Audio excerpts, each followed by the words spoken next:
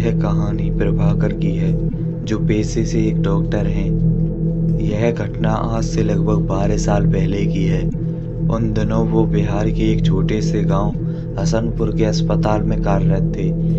एक रात अस्पताल में ज़्यादा मरीजों की वजह से उनको रात के करीब 12 बज जाते हैं। उस रात तेज बारिश भी हो रही थी और वो भीगते भागते अपने घर पहुंचते हैं। कपड़े गीले होने की वजह से वो अपने कपड़े बदल ही रहे थे कि अचानक दरवाज़ा खटखटाने की आवाज़ सुनाई देने लगी। उन्होंने सोचा कि इतनी रात को कौन आया होगा, तो उन्होंने दरवाज़ा खोला और देखा कि एक लड़की जो बरसात में भीगी हुई थी, रोते हुए कहने लगी कि मेरी माँ की तबीयत बहुत ख़राब है, आप जल्दी चलिए नहीं तो वो मर जाएगी। तो उन्होंने कहा कि रात को मैं मरीजों को नहीं देखता हूँ, सुबह अस्पताल ले आना। मगर वो लड़की जाने को तैयार ही नहीं थी और रोने गिड़गिड़ाने लगी। उसकी आवाज़ सुनकर उनकी पत्नी को उस लड़की पर दया आ गई और उनकी पत्नी ने उनसे कहा कि तुम इसके साथ चले जाओ। तो वो मन ही मन परेशान होते हुए बाहर आए और अपनी जीप निकाली।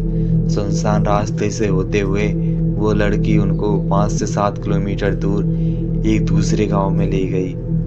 उन्होंने सोचा कि ये लड़की इतनी रात को मेरे घर कैसे पहुंची होगी, लेकिन उन्होंने इन बातों की तरफ ध्यान न देते हुए एक मकान में वो दोनों पहुंच जाते हैं और वहां उसकी माँ बीमार पलंग पर लेटी थी।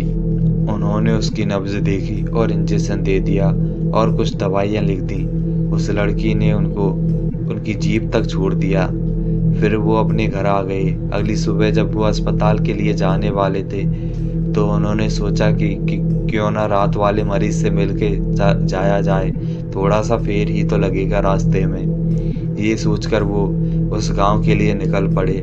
जब वो रात को जिस मकान में गए थे, उस जगह पर उनको कुछ नहीं दिखा। उनको उस जगह पर एक खंडर नजर आ रहा था।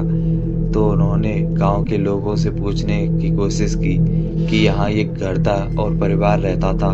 तो लोगों ने हैरानी से देखते हुए कहा कि यहाँ ऐसा कोई घर नहीं है। ये सुनकर उनके रोंगटे खड़े हो गए और वो सोचने लगे कि रात को जो मेरे साथ हुआ वो क्या था। वहाँ के लोगों ने बताया, ये प्रेत लीला है। यह हर साल किसी न किसी एक इंसान को मार देती है। ये तो आपकी किस्मत सही है कि आप जिंदा बच गए, वरना वो आत्मा आपको जिंदा नहीं छोड़ती। हालांकि वो भूत प्रेतों में ज़्यादा विश्वास नहीं करते थे, लेकिन जब गांव वालों के साथ वो उस खंडर में पहुंचे, तो उस खंडर के बाहर उनकी जीप के पहिए के निशान थे और उस खंडर के अंदर उनके इंजेक्शन और दवाइयाँ पड़ी हुई थी। उन्होंने बिना वो लोगों से और बातें किए वो अपने घर लौट गए और वो घर वालों को आकर सारी बात बताई। उसके कुछ दिनों बाद ही उनका तबादला दूसरे गांव में हो गया, लेकिन उस रात की घटना के बारे में सोचकर आज भी उनकी रूह कांप जाती है।